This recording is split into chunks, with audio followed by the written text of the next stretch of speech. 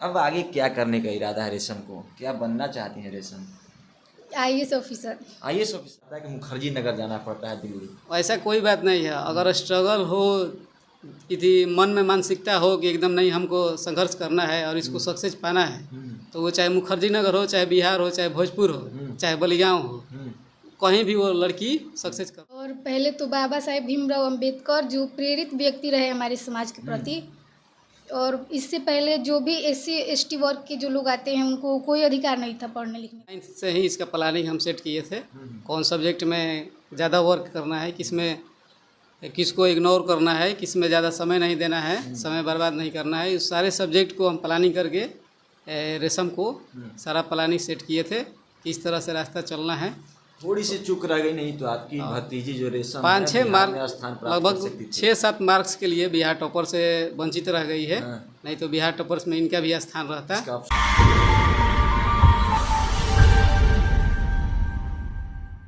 1950 से पहले जब इस देश में संविधान लागू नहीं हुआ था, तब इस देश के जो एससी एसटी समाज के लोग थे उनको पढ़ने लिखने का अधिकार नहीं था। उनको जब इस देश में कहिए तो मनु का संविधान चल रहा था, तो हिंदू व्यवस्था के अनुसार, वर्ण व्यवस्था के अनुसार यहाँ के जो शूद्र थे उनको अछूत माना जाता था, दलितों को अछूत माना जाता था। लेकिन जब से भारतीय संविधान देश में लागू हुआ, उस संविधान लागू होने के बाद लड़के तो लड़के, दलित समाज की जो लड़कियां हैं, बेटियां हैं, उन लोगों ने अपनी जो प्रतिभा है उसको दिखाना शुरू कर दिया है। बिहार बोर्ड 10वीं का परिणाम घोषित हो चुका है। ऐसे में दलित समाज की लड़की रेशम कुमारी हमारे साथ जुड़ेंगी।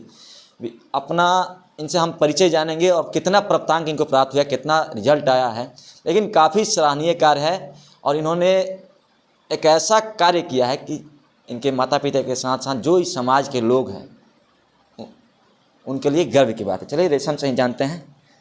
सबसे पहले तो स्वागत है रेशम आपका। Thank you sir.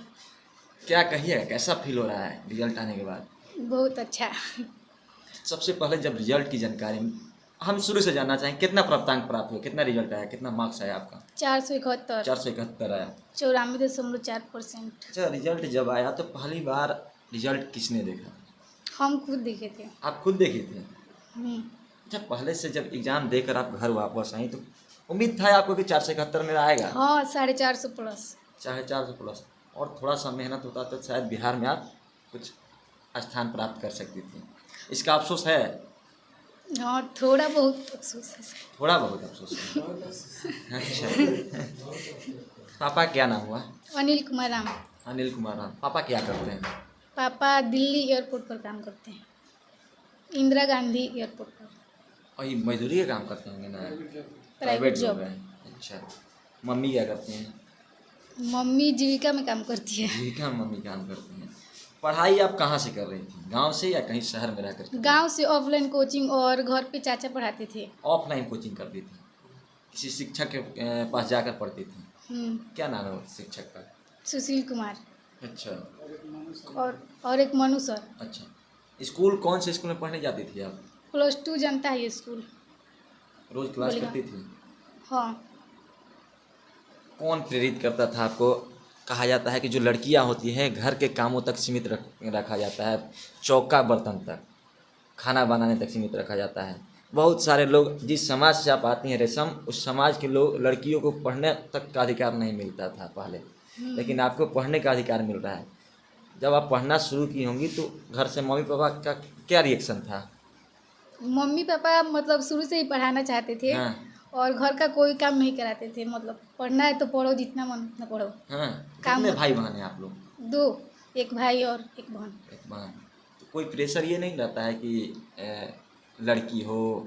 नहीं। लड़का लड़की में कोई अंतर मम्मी पापा की तरफ से? नहीं सर। अच्छा, बाबा साहब को जानते हैं कि नहीं जानते हैं? जानते हैं। कौन थे बाबा साहब? संविधान के निर्माण करता थे। संविधान के निर्माण करता था।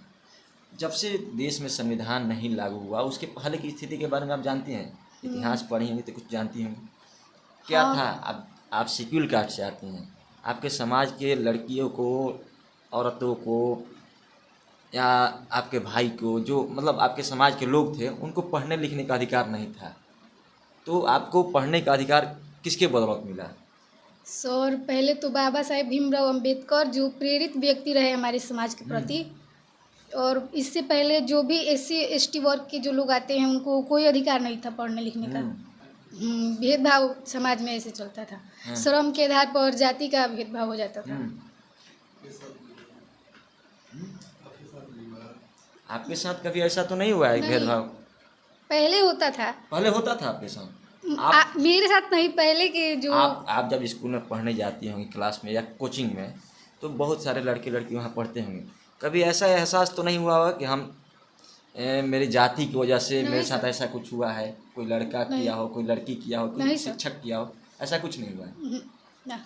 हाँ, पहले के समाज में होता था, अब नहीं रहा वो बात। अब वो बात नहीं रहा।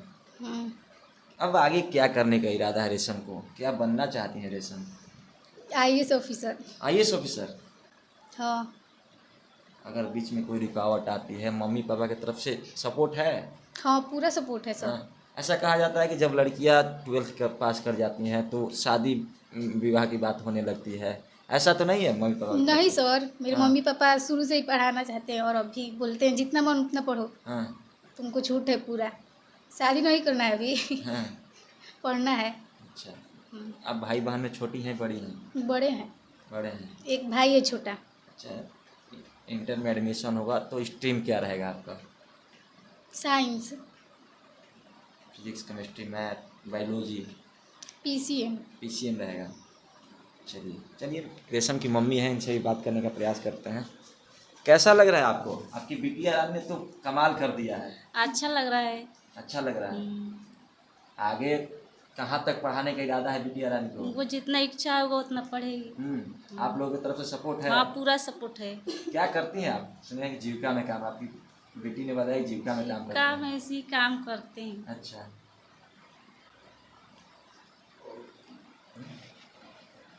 पापा पति चाचा के बिल्कुल। आप रेशम के कौन लगते हैं? हम अंकल लगते हैं। अंकल लगते हैं। रेशम के पापा यहाँ नहीं है तो आपकी जिम्मेवारी बनती है कि रेशम को पढ़ाया लिखाया जाए, देख रेख किया जाए। तो आपका सहयोग कैसा रहता था इसमें? मेरा सहयोग बहुत बेस्ट रहता है। उनको हर सिलेबस आगे का करना है, सब चीज़ प्लानिंग के साथ है। इनको 9th से ही इसका प्लानिंग हम सेट किए थे, कौन सब्जेक्ट में ज़्यादा वर्क करना है, किसमें किसको इग्नोर करना है, किसमें ज़्यादा समय नहीं देना है, समय बर्बाद नहीं करना है। इस सारे सब्जेक्ट को हम प्लानिंग करके रेशम को सारा प्लानिंग सेट किए थे कि इस तरह से रास्ता चलना है। थोड़ी सी चूक रह गई, नहीं तो आपकी भतीजी जो रेशम 5-6 मार्क, लगभग लगभग 6-7 मार्क्स के लिए बिहार टॉपर से वंचित रह गई है।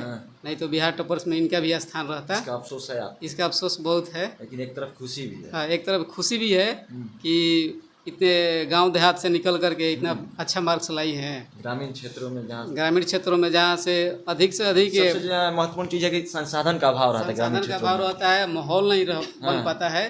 अधिकतर क्या होता है कि किसी दूसरे लड़की को देख करके दूसरे लड़कियां का मानसिकता थोड़ा डाउन हो जाता है। पढ़ाई करके लेकर के पढ़ाई अच्छा जहाँ माहौल बनता है वहाँ पर एक दूसरे को देखकर भी लड़कियां मेहनत करना स्टार्ट कर देती है। इसके लिए इस ग्रामीण क्षेत्र से इतना लोकल एरिया से निकलकर इतना हाई मार्क्स लाई है, इसके लिए बहुत अच्छी बात है। आगे कहाँ भेजने का प्लान है रेशम को? इसको तो अभी प्लानिंग अच्छा है कि 12th कर ले, इसके बाद इसको कहाँ से 12th करेगी रेशम? 12th तो इसको यहीं भोजपुर से कराया जाएगा। इसके बाद 12th हो जाएगा तो इसके बाद सोच रहे हैं इसके लिए UPSC का प्रिफरेंस कराएंगे। ग्रेजुएशन हो जाने के बाद गाँव में रहकर UPSC का प्रिफरेंस कहा जाता है संभव नहीं है। संसाधन का उपलब्ध हो जाएगा, उसके लिए कोशिश किया जाएगा कि कहा जाता है कि UPSC के लिए ऐसा चर्चा रहता है कि मुखर्जी नगर जाना पड़ता है दिल्ली। ऐसा कोई बात नहीं है। अगर स्ट्रगल हो, यदि मन में मानसिकता हो कि एकदम नहीं हमको संघर्ष करना है और इसको सक्सेस पाना है, तो वो चाहे मुखर्जी नगर हो, चाहे बिहार हो, चाहे भोजपुर हो, चाहे बलिगांव हो, कहीं भी वो लड़की सक्सेस कर पाएगी। हाँ। जब रेशम पापा को कॉल की तो पापा कैसा महसूस कर रहे थे? पापा बहुत खुश थे। हाँ। उसी टाइम से जब रिजल्ट आया। पापा क्या बोले? पहली बार कॉल की तो पापा क्या बोले? पापा खुश थे, बोले बहुत अच्छा नंबर आया है, थोड़ा सा और आ जाता तो बिहार टॉपर में। थोड़ा सा अफसोस कर रहे हैं, आपकी मेहनत पर अंगुली खड़ा कर दिया। आगे इंटर का परीक्षा है, उसमें कड़ी मेहनत करना है। हाँ सर। रेशम, सफलता का श्रेय आप किसे देना चाहेंगे? मम्मी को, पापा को, चाचा जो बगल में बैठे हैं, या अपने जो शिक्षक हैं स्कूल के जो शिक्षक हो या जिनके पास आप क्लास जाती थी, coaching class offline? Sir coaching class जिसके पास जाते थे और घर पे चाचा मम्मी ये सब पापा? हाँ पापा भी। पापा ही थे। हाँ, लेकिन सबसे ज़्यादा चाचा मम्मी हाँ और सर। हाँ, चलिए। देखिए, बिहार बोर्ड का रिजल्ट जारी हुआ और इसमें जिस समाज के लोगों को हीन भावना से देखा जाता था, जिस समाज को अछूत कहा जाता था, जिस समाज को सदियों सदियों तक दमन का शिकार होना पड़ा, जिस समाज को शोषण का शिकार होना पड़ा, जिस समाज के लोगों को से कहिए तो कलम किताब से कोसों दूर रखा जाता था, उस समाज के लोगों को आज भारतीय संविधान का देन है, बाबा साहब अम्बेडकर का देन है कि उस समाज के लड़के तो लड़के, लड़कियों ने भी कमाल करना शुरू कर दिया है।